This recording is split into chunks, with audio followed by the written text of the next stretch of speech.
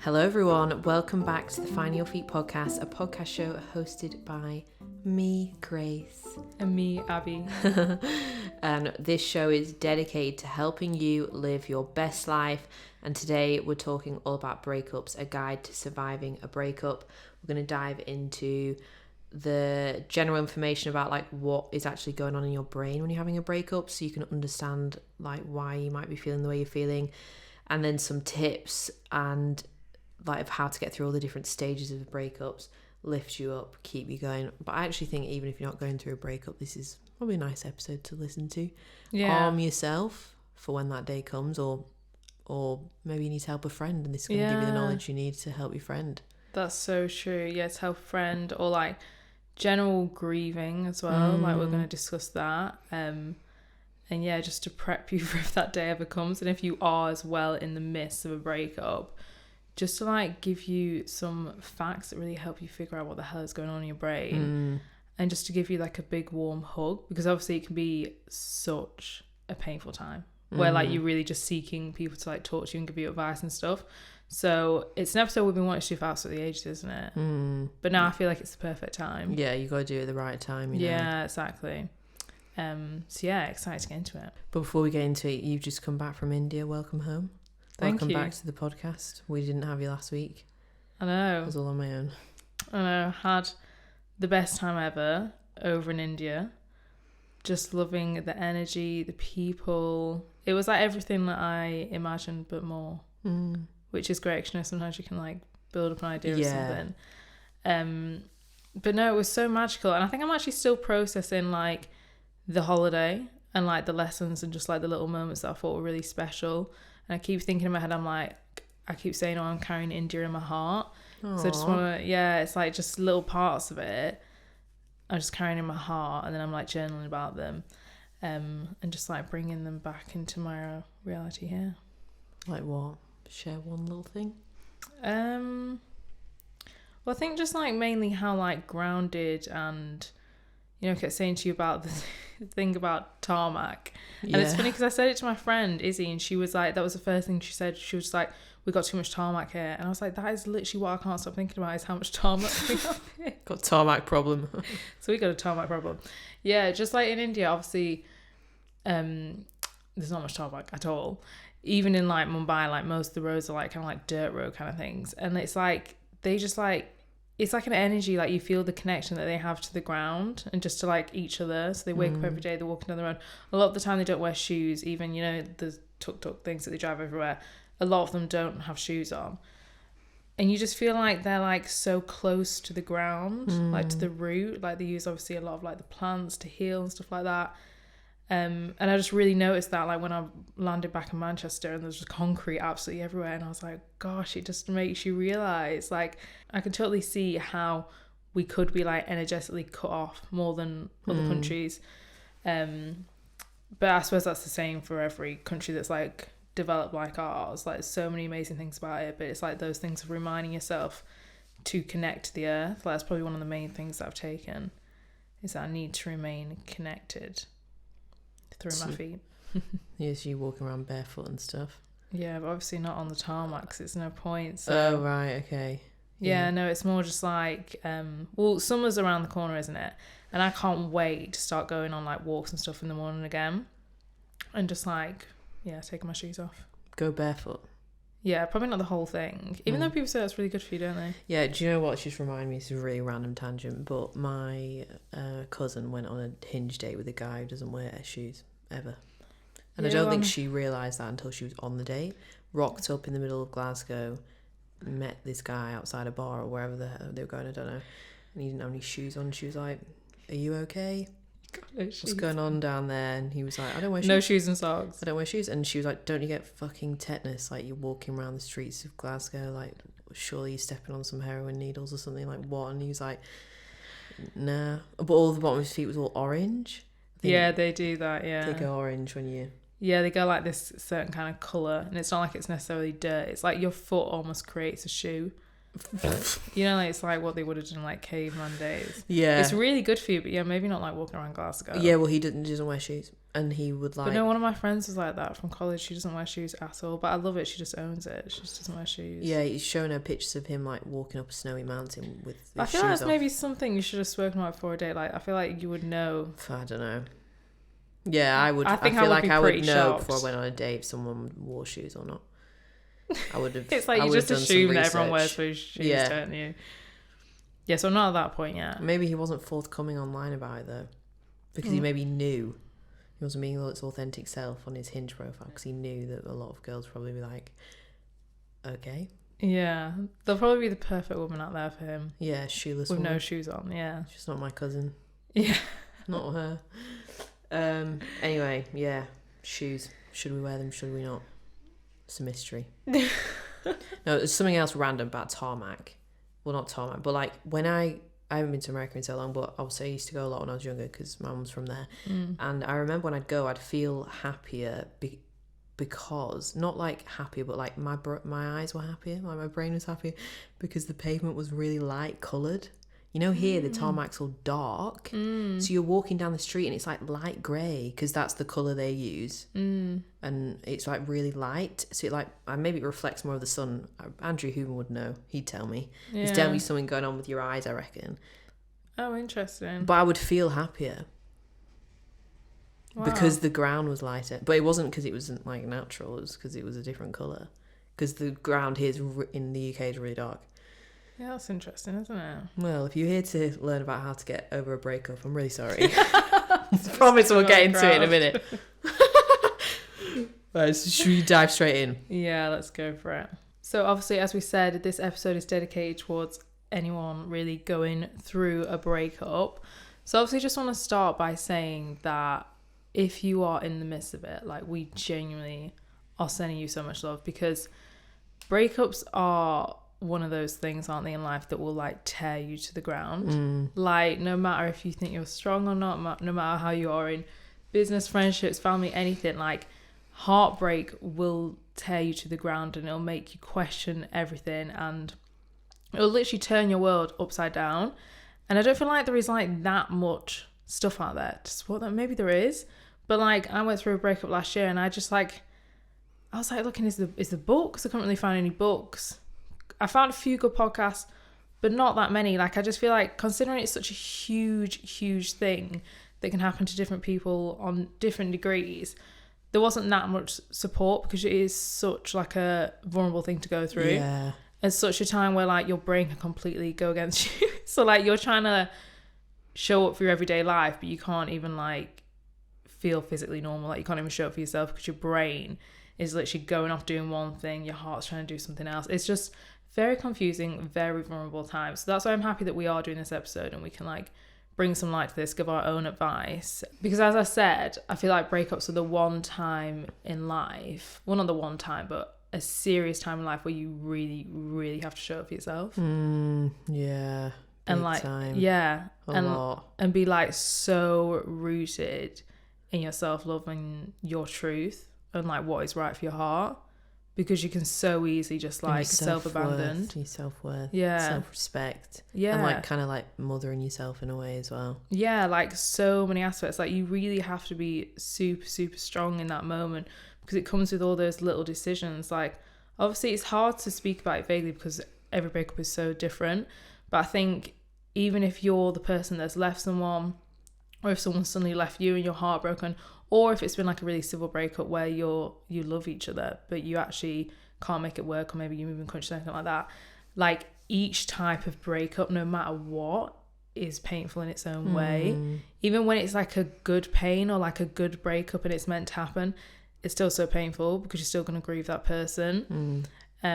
So this time really just comes with like extra care for yourself, filling yourself with knowledge that's going to help you understand your brain, which we're going to go into, and just being really gentle with yourself and understanding that like breakups could be like one of the biggest things you ever go through in your life. Like, literally.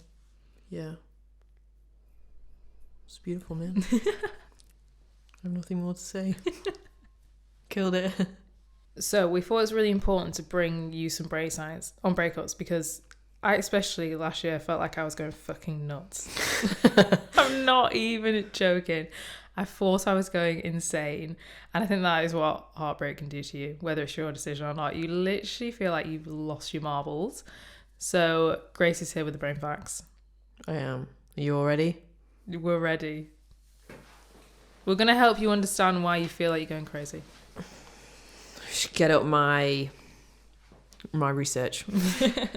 Right, so there's loads of research out there showing all about what's going on in the brain neurologically when we're going through a breakup. But we've got here some straight up facts from Dr. Amen, who you've definitely all seen on TikTok. That little bald guy who like just sits there with his legs crossed and spits bars. Yeah. And like scans the Kardashians' brains and stuff and other people's brains. But he's big into brain health. So he's the man to know about this. Yeah. Because he scans brains for a living. I would love He can to like do see ours. anxiety in people's brains. Yeah, I know. How good would that be? I need to go to America. Yeah, more reasons to go. See him, get the brain scan, look at the pavements, feel happy. Literally. We're off. Right, so he says that we normally, when we're talking about breakups and stuff, we say it breaks our heart, but from a biological and physiological standpoint, what we really should be saying is that it breaks our brain. Oh. Oh. That's dramatic, isn't it? Yeah. I'm brain broken. I'm so brain broken over this guy. I can't even deal. That's why you feel like you need time off work. You're like, I'm brain broken. Yeah.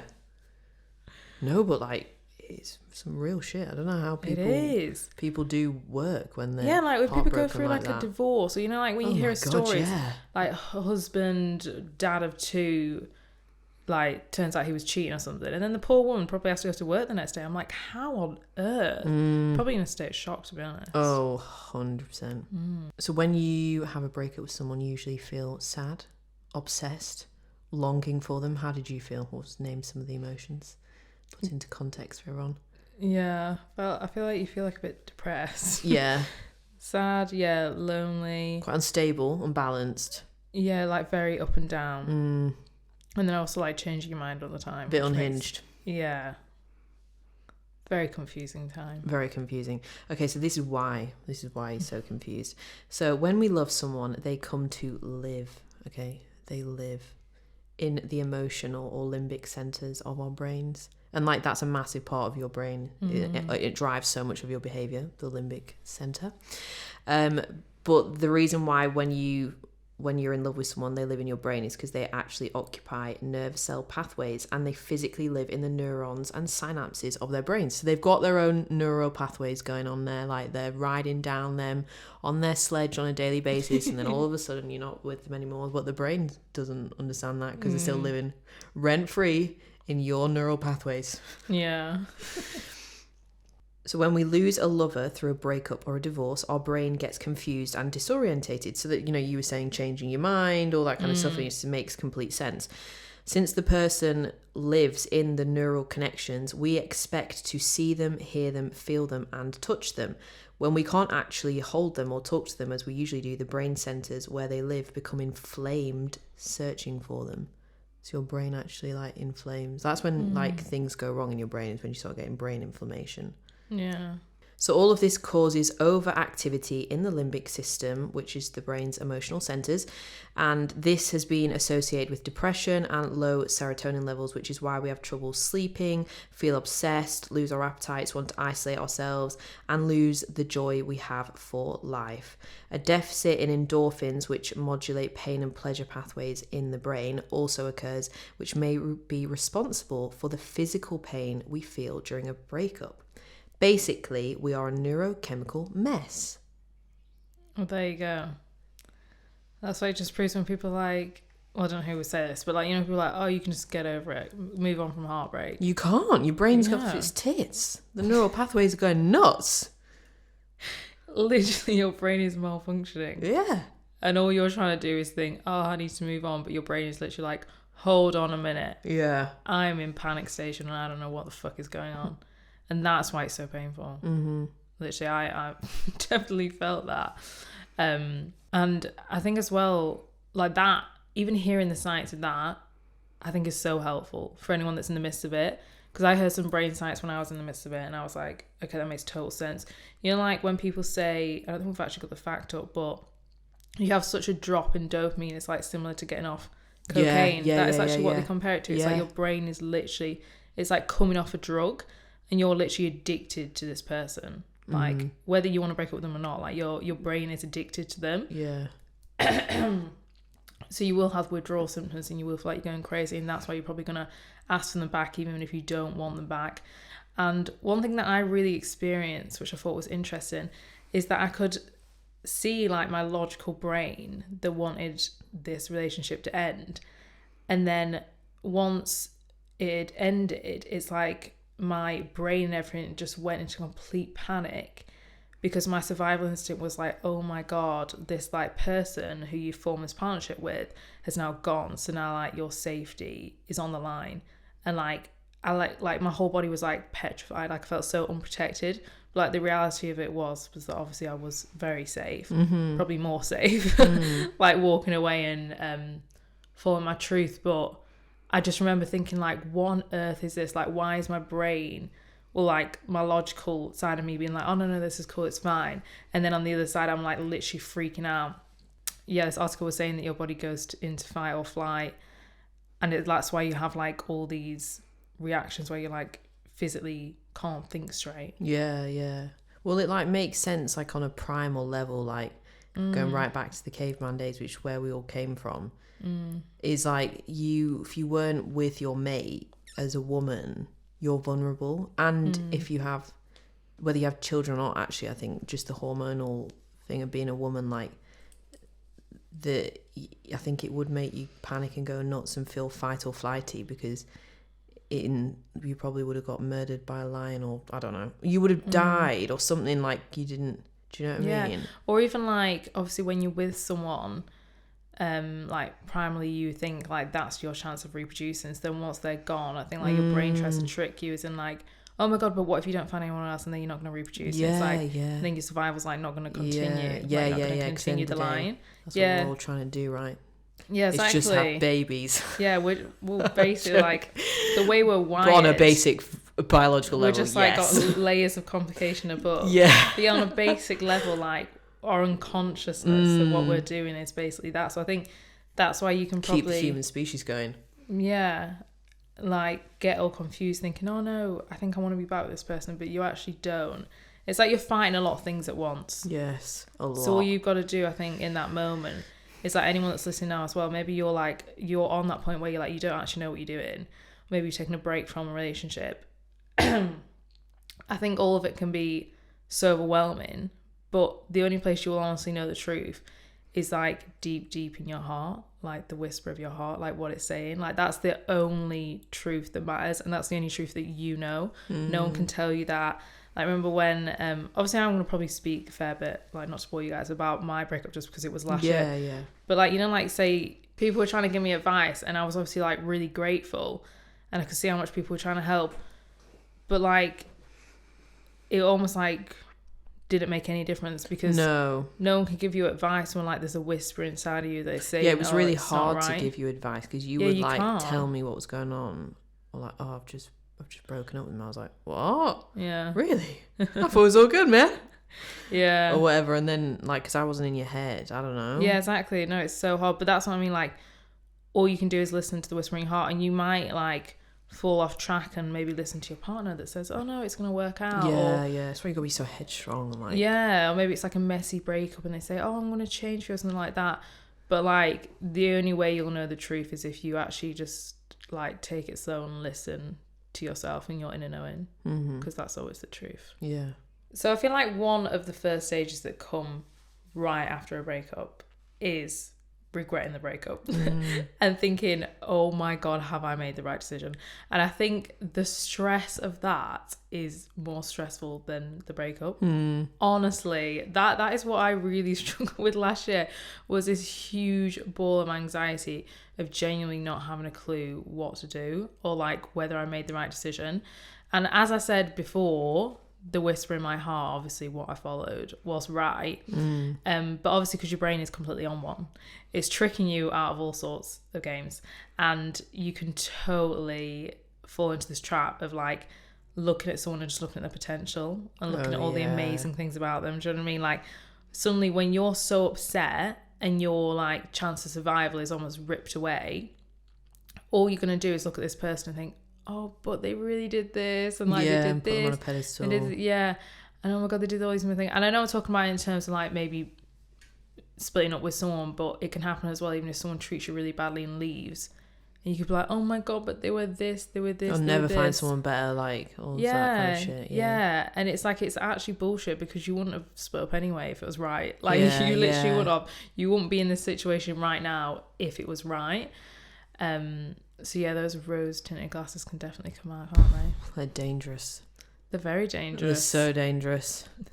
That's why I think that's why you need friends as well in that time. Yeah. Because they can literally, you are looking through rose tinted glasses right now, because they're not wearing them. They're not having all the brain chemical stuff. Yeah. So I know you were saying about whispers of your heart, listen to you. But also like, I think when it comes to that, like having people around you to just kind of level you out a bit. Yeah. It's really important. Because I don't know like what the kind of like, I'm sure it's definitely like brain science of rose tinted glasses, because you don't just get it from like breakups with a person. You get it from like, moving to a new job, leaving the other one, sort of romanticizing it, or like moving to a different location, you start fucking romanticizing where you were before, even though you wanted to move. Yeah. Do you know what I mean?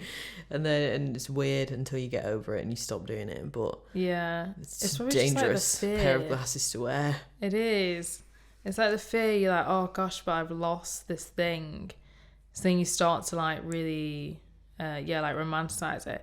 But I think as well, on like the flip side of that, say you have been through a breakup and obviously we're going to give you tips on how to stop romanticizing, so you don't like go back there when you don't want to.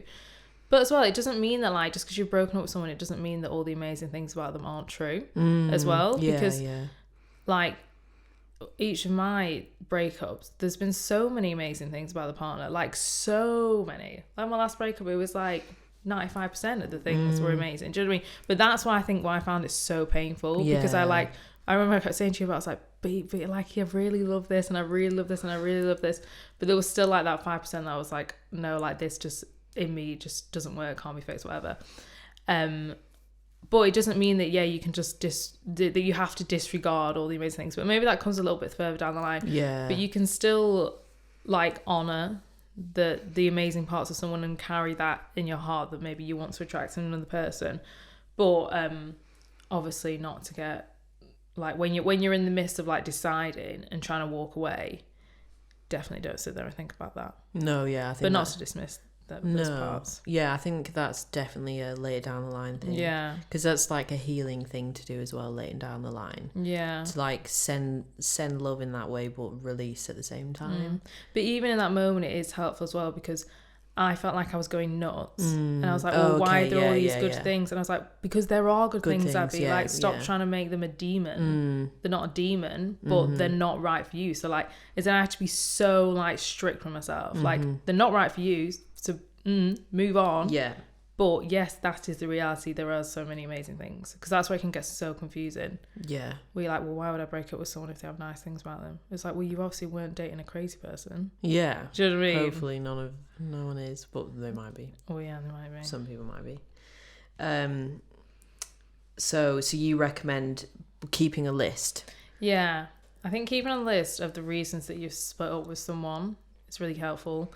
And if maybe they split with you or anything like that, then you can write the list on, or even like, I mean, if you want to get deep on it, you can just write the times where like in the relationship where you felt so like undervalued or like underappreciated, or you were really upset, or where you tried to have healthy communication and it wasn't like brought back, and or like times where you just thought, this really doesn't sit right with me. You know, you could like journal about those times and keep it all together. And then, or you could just bullet point and be really straightforward and just write the reasons why you've split up. So then when your brain is literally going off on one, and it's like, it's those things of like, in the day, you feel fine. You're around your friends, you're at work, I don't know, you're getting a coffee, you're like, life is good, like I'm on this breakup. And then it might just be in the evening, or it might be the amount of times I just like, or maybe flicking through TikTok and a really emotional video come up, and it just triggered the hell out of me. I can't even tell you how many times. And like, that's the moment when you need to pull out that list. Yeah. Literally, like, you need to have that list at the ready. Or like, say maybe you're like feeling good in yourself, and then maybe you go somewhere and you're surrounded by really sweet couples and it's really nice, but actually you're in a really, really vulnerable place and you don't want to see that. And then all of a sudden you're like so upset and really miss the person. That's when you need the list, because you're going to want to run back to the person. Like we said before, your brain is literally like craving this person so bad. You're really going to want to pick up your phone and text them. I'll just see if they're okay. And that's always thing. I just want to see if they're okay. It's like, no, like just don't cut communication. So yeah, that's when you need to get the list out.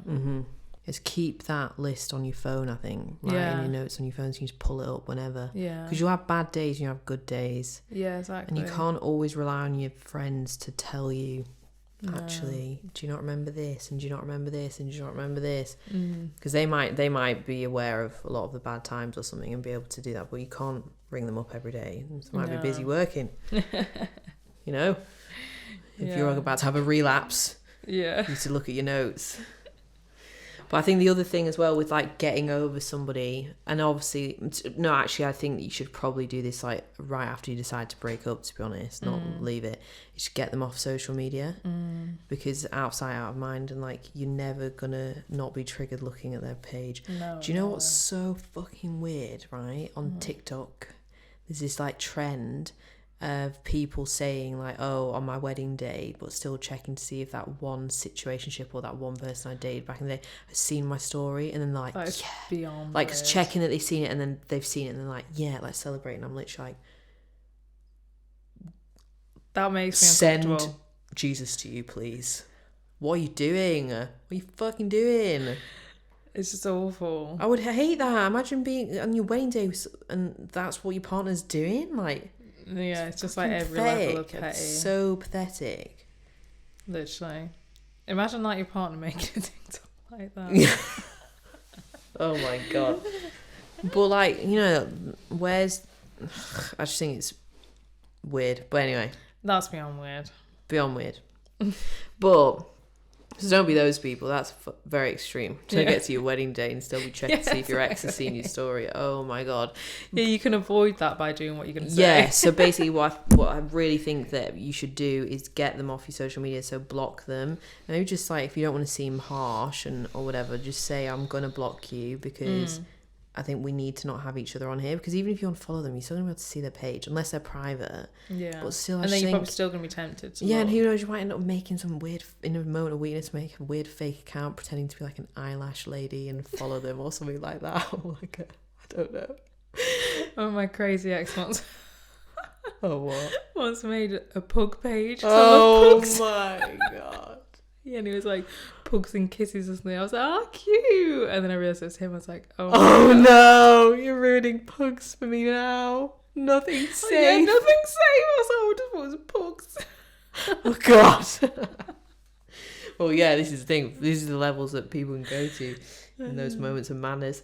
So, like, I think you need to just bless and block, you know? Yeah. For both of your own well-being, because you just really, really prolong, it's self-sabotage. You just prolong your healing by keeping them on your social media, or like even unfollowing them but still stalking them. And like, you're never not going to be triggered by what they're posting, even if they're like on holiday, like, or I don't even know, you're not, like, you're always going to be like, oh, what's that? Or like, do you know what I mean? Like, as in, even after, if you move on and you're in a new relationship, like, why do you want to know?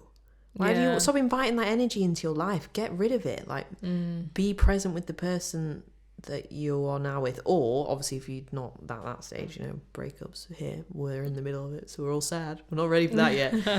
But, like, just put that energy back onto you. Stop. It's really, really, really just a lot of self-sabotage. When like, it's just like, it's just, you know, it's hard. I get it. It's really hard to block, because you get dopamine as well from stalking them. And seeing what they're doing and stuff in a weird way. Yeah, apparently people get addicted to it as well. Yeah, they do. Stalking their exes. Yeah, they do. So it's like, just get it off. Rip a plaster off. Get it done. Yeah. Early doors. You'll be better off long term. Yeah, it's like for your own sanity. Just get it done. Literally. I have absolutely no idea how people go through breakups and still have them on social media. I think that's a whole mind game in itself, to be honest. You're reading into the quotes they're sharing on their Instagram story, and they're reading into the quotes you're sharing on your Instagram story to reflect the pain. Or like you're looking at the feeling right following. now. I hope I'm never ever in something, right? Because I've never been in this, and I don't know if it's because whoever I've been with hasn't been into Instagram stuff.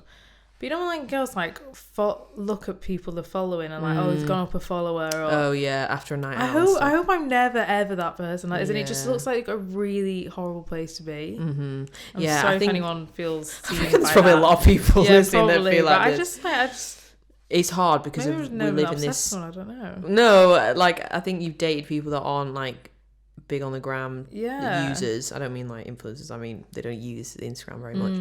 But I think that also you might engage in that kind of behavior if that person makes you feel unsafe. Yeah. You know, so it's about who the partner is as well, and at the end of the day, it's your responsibility because you are choosing that person. So you know, yeah. it's not look at the part you're playing in that as well. Yeah. Like, but you will maybe start engaging in that, looking at who they're following because they make you feel unsafe, and maybe they follow loads of like instos, you know, that weird porno pages and stuff, and like that's a bit alarming. But a lot of men do it. But yeah, so I think it's a bit like I don't know. Anyway, blessing block for sure. Yeah. Don't start looking at the following. Yeah, because especially after a breakup, Jesus Oh my god, Christ. yeah, that's what I mean. Could you imagine? It could just be a colleague that they've had to follow back, and Yeah, you could you'd be in turmoil. You could literally be convincing yourself, "Oh my god, it's been a week and they've moved on. They're dating this person." Ah! You know, like it's just, you know, you got it's like mothering yourself. Like, come on now, let's not do that. Yeah. If you are currently going through a breakup or just in general really feel like you need support for your mental health, I could not recommend BetterHelp enough. When I was going through my breakup, which we mentioned a lot in this episode last year, I had therapy with BetterHelp and it helped me so much. It was absolutely perfect at the time. I was really busy. We were working, trying to get everything off the ground, obviously going through this huge life change. And when you go through a life change like that, you might not have the time and energy to source a therapist that is like in your area and just all these things. So BetterHelp was absolutely perfect. BetterHelp is all done online. It's done from the comfort of your own home. So all you do is you fill in a questionnaire and you let them know what you are struggling with, and then they will work hard to match you with the perfect therapist for you. There are thousands of therapists online with BetterHelp, so no matter what you are struggling with, they will find the perfect person. As we said, BetterHelp is all done online. So what you do is you can set up weekly voice calls or video calls, and you can also send messages to your therapist and get the support that you need. BetterHelp is also much more affordable than traditional offline therapy. Not only that, BetterHelp are giving our listeners 10% off your first month of therapy. So if you are struggling right now and you feel like you need support and you want to try BetterHelp, you can head to betterhelp.com/finding your feet. That is betterhelp.com/finding your feet and access your discount today. And I think what's really important as well, obviously like social media stuff is quite a practical tip, but this as well, is really important after a breakup, because I feel like there probably are a lot of people out there that wouldn't let themselves grieve or be sad or like really cry, because they might be like, oh, like I hear some people say, oh, let's have cry for a day and then move on. I'm like, whoa, bloody hell. I feel like you really have to just let yourself feel the pain and like just cry and just like grieve it for what it is. Like if you've lost someone that's so close to you, like you've almost just got to honour that relationship by letting yourself feel the pain and not like bypassing it, because the reality is that you probably did have a really beautiful relationship with so many beautiful things, but it had to end for whatever reason it is, and it has ended. But that comes with so much pain, and you can't ignore that, because if not, it's just going to bubble inside you, and all you're going to do is probably bring that within your body and probably take it into new relationships, and it's going to cause some kind of issue. It's going to cause resentment and stuff. It's like you've got to let yourself feel it, and you've just got to let it go, and you just got to let yourself like let it flow through you. And what I think really helps is definitely journaling. 100% for a breakup, I think it's like the main thing is journaling. When you're confused, when you're upset, journal it out. And I also think speaking it out is really helpful, because it can get really, I know I keep saying confusing, but it's been through a very confusing breakup. But I like kept doing videos. Well, not I kept doing actually. There was just an odd few where I don't actually know why I recorded it. I think I recorded it because I wanted to look back. It's like video journaling. Yeah, I wanted to look back on it because I definitely wasn't going to share it because I literally, Red raw, mate. Red raw. Yeah, but I think there's always, and I think it was actually Jay Shetty that first said this ages ago. Like, there is something really like helpful and therapeutic about actually speaking like that. Yeah. You know, even if you're like, oh my god, I don't know what to do about this situation, like something really just like, I don't have to go out for this meal, and you're getting so annoyed in your head. If you even just voice note it to yourself, it helps you make sense of it. Yeah. So when you're really upset in that moment and like maybe you don't want to talk to a friend, and you don't want to reach out to anyone, but you're still really confused.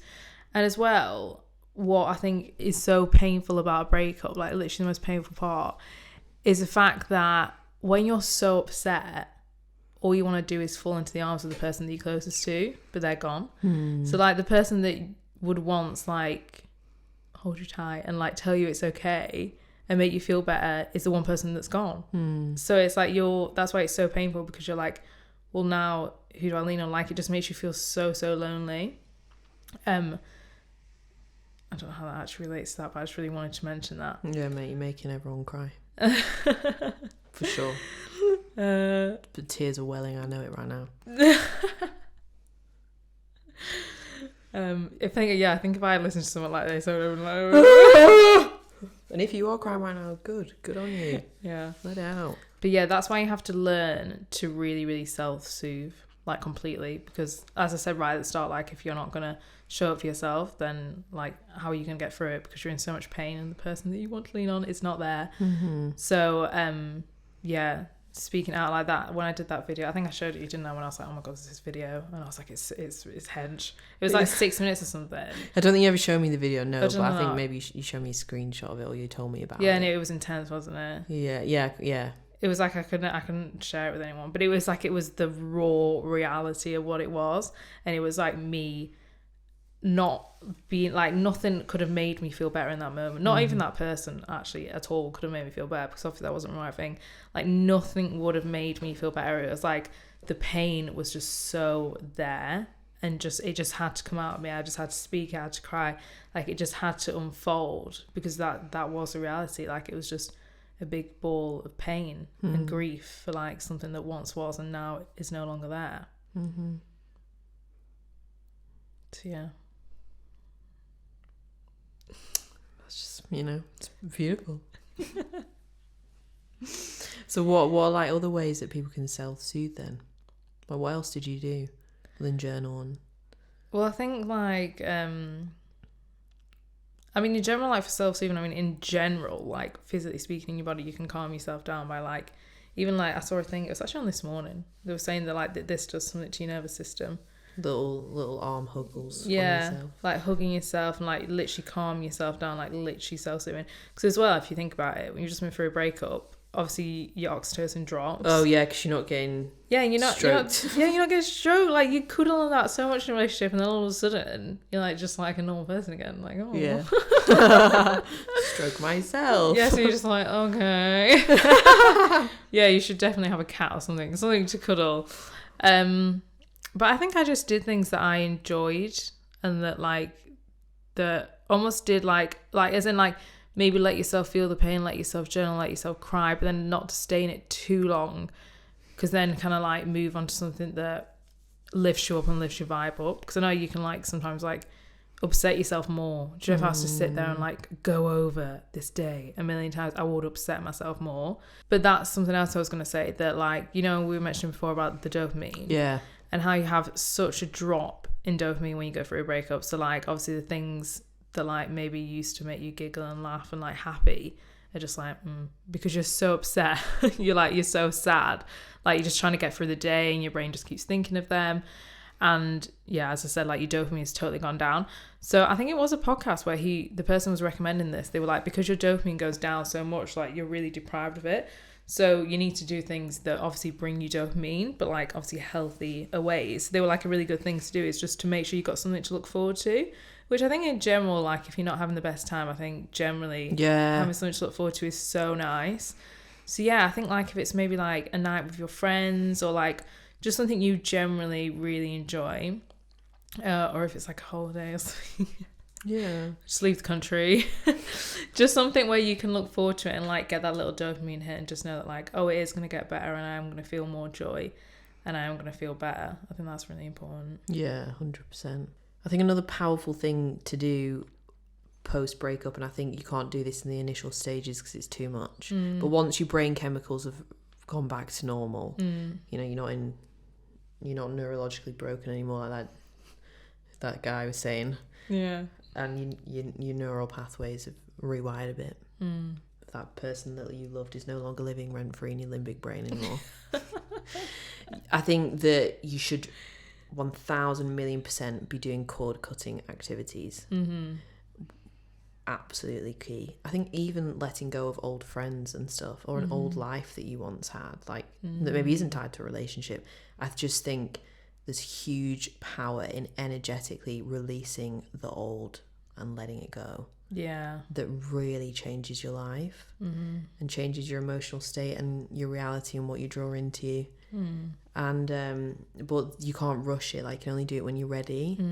But I think like ways, I just like to keep things like that simple, but I know there is actually rituals you can do. Like I saw one on Instagram the other day of like someone had two candles, like two long skinny candles with a string tied around the two of them, like hanging together, and then you light the candles and the candles obviously melt away. It was very satisfying to watch. Yeah, I it was. Try it. Yeah, it was. I was feeling released just watching it. Yeah. And and then like as the candles melt down and burn, obviously the string catches fire and burns as well. So it's like literally representing like you and the other person, that cord between you going. Yeah, it's like the physical. So obviously you could do things like that. I've never done that before, but like I would just do either like cord cutting meditations, because there's so many of them out there, and you can like as well, depending on like how spiritual you want to be, there's obviously like it's Archangel Michael who I'm gonna go there, who is the like protector and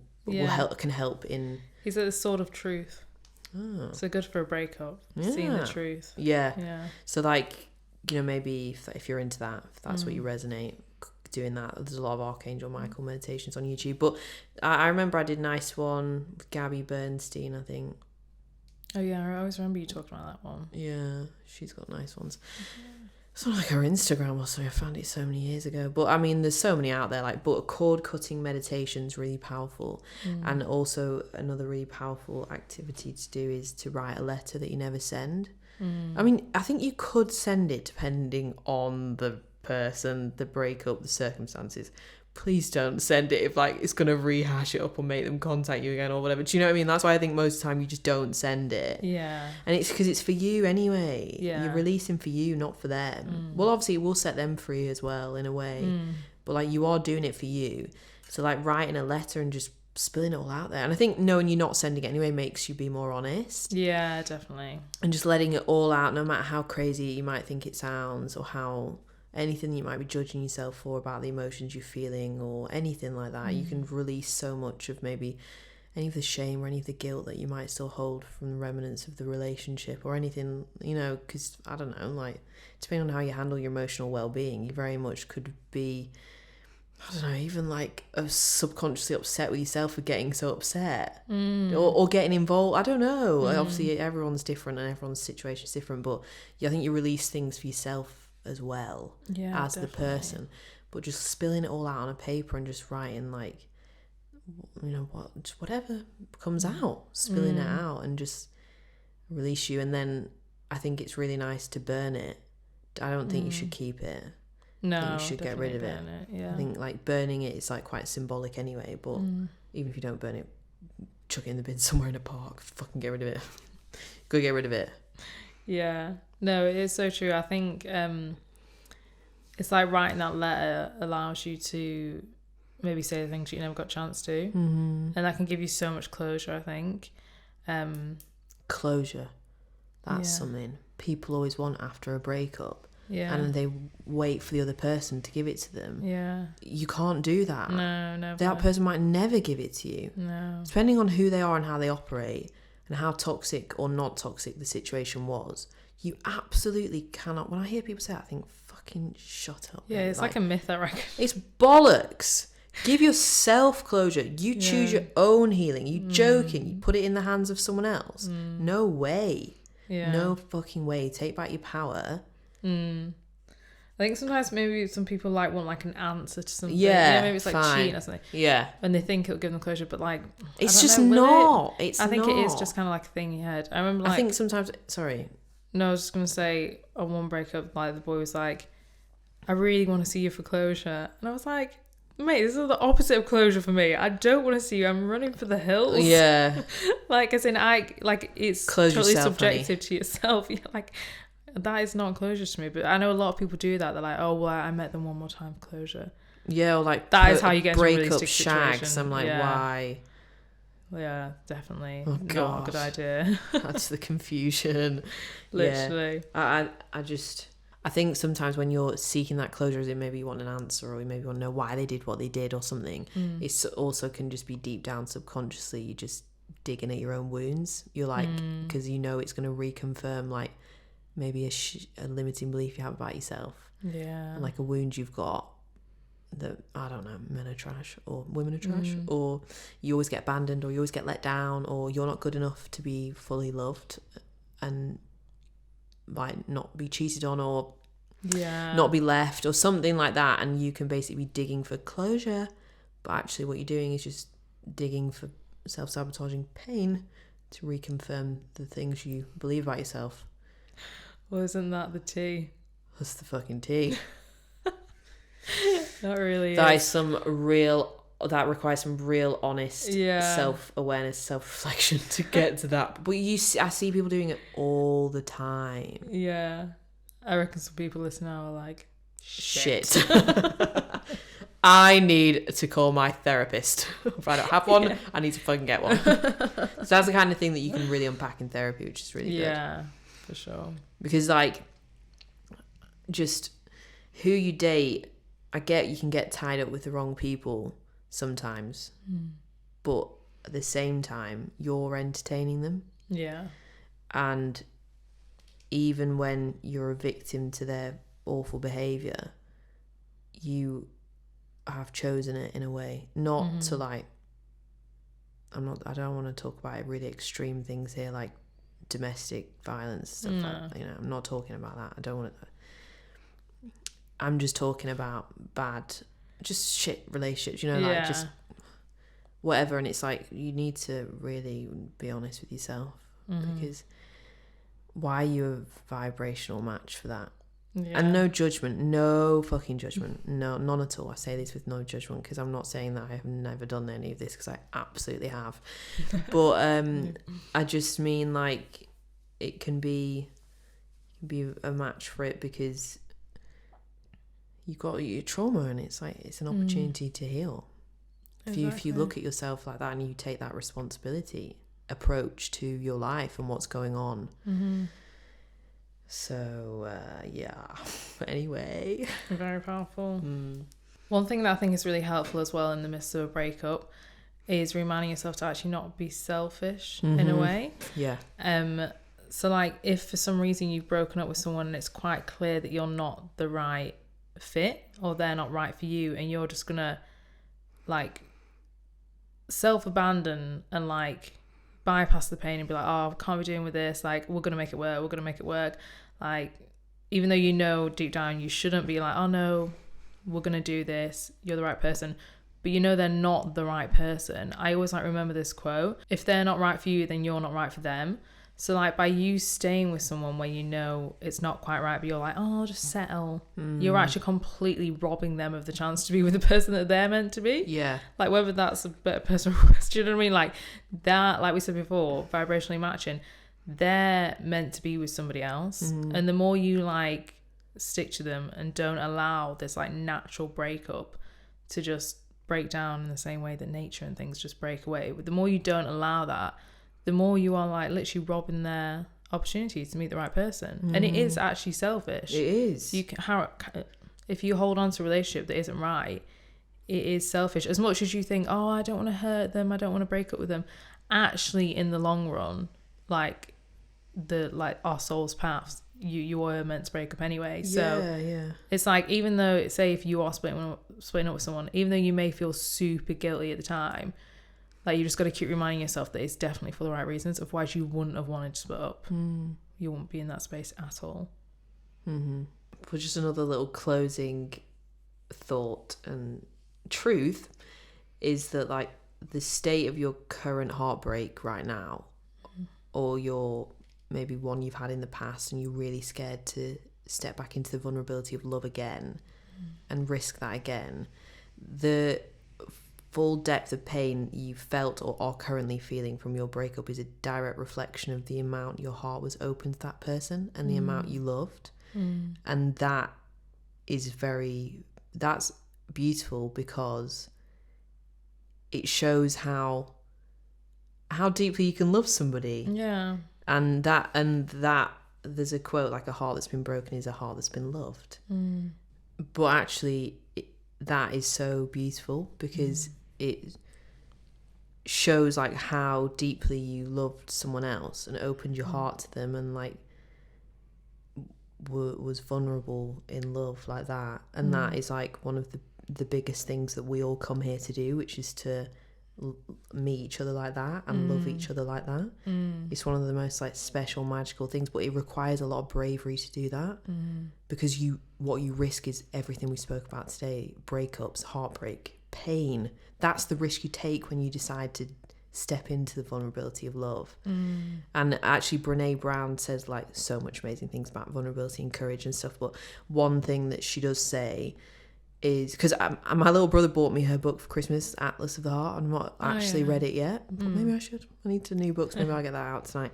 But like I remember when I was flicking through it when he got it for me, and I was flicking through all the pages, and one of them like really stood out to me, and it was about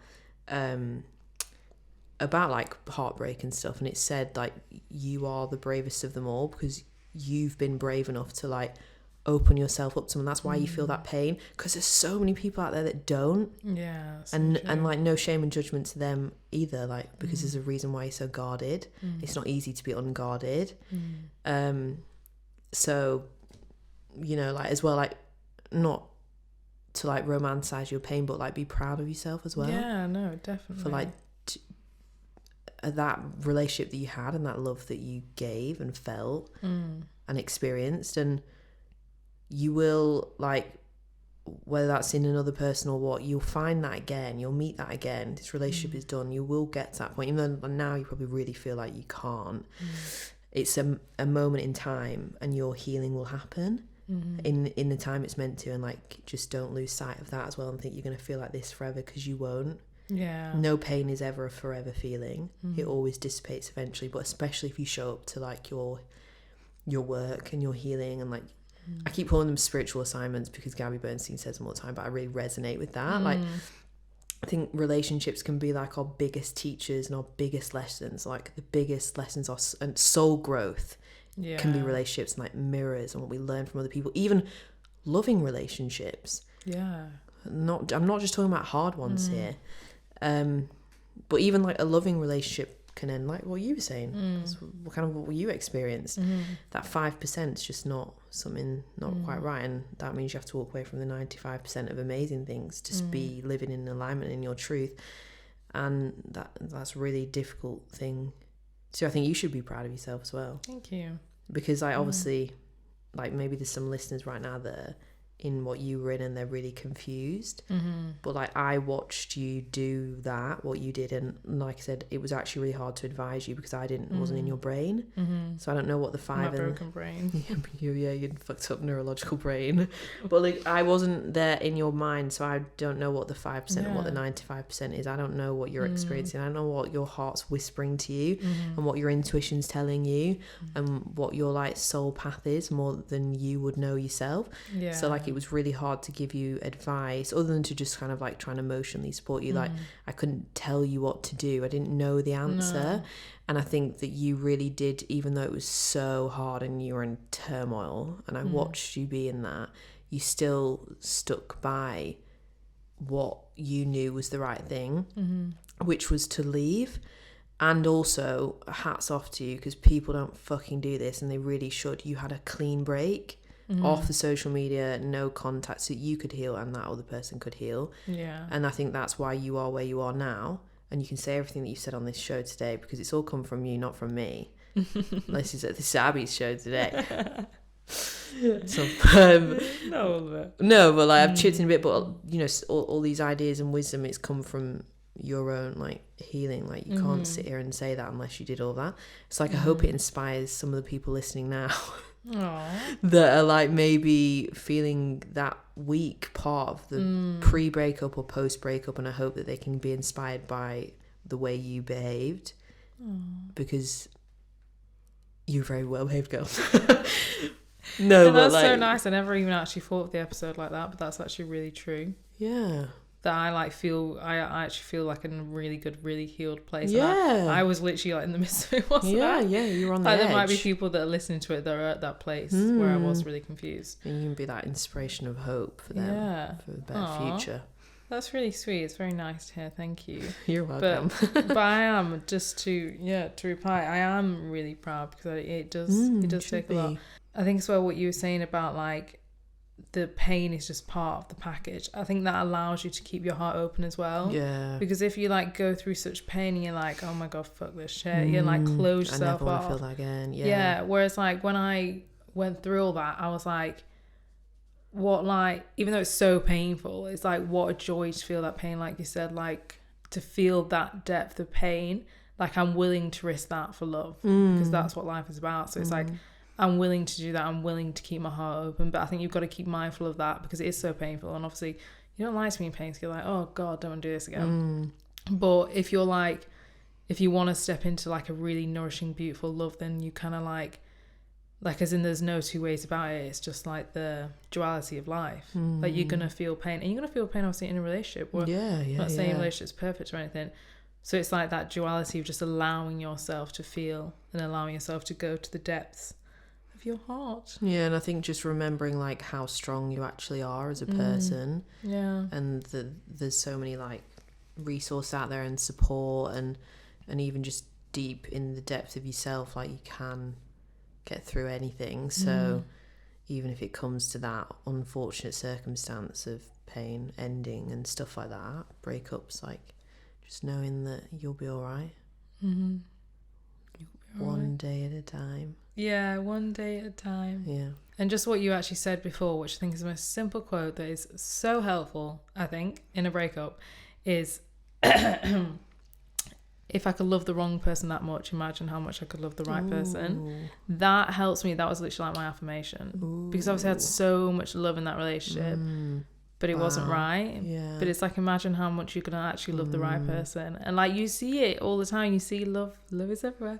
You see it all around you, people in the most beautiful relationships. Like you will meet that person, whoever's listening, like you will meet your person and it will feel right.